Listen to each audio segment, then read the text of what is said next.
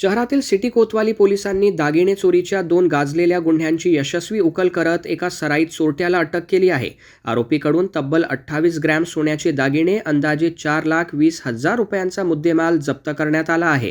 पहिली घटना 3 जून 2026 रोजी बापट चौक परिसरात घडली होती.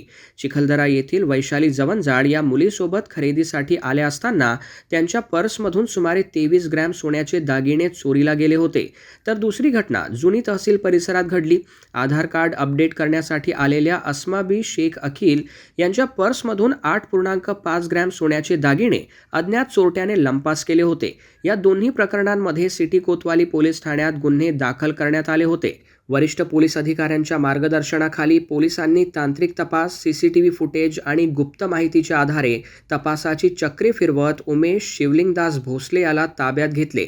चौकशी दरम्यान आरोपीने दोन्ही चोरीचे गुन्हे केल्याची कबुली दिली.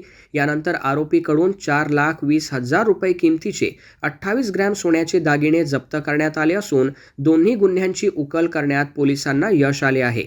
ही कारवाई पोलीस आयुक्त राकेश ओला, पोलीस उपायुक्त श्याम घुगे, सहाय्यक पोलीस आयुक्त संजय खताळे यांच्या मार्गदर्शनाखाली सिटी कोतवाली पोलिसांच्या पथकाने यशस्वीरित्या पार पाडली.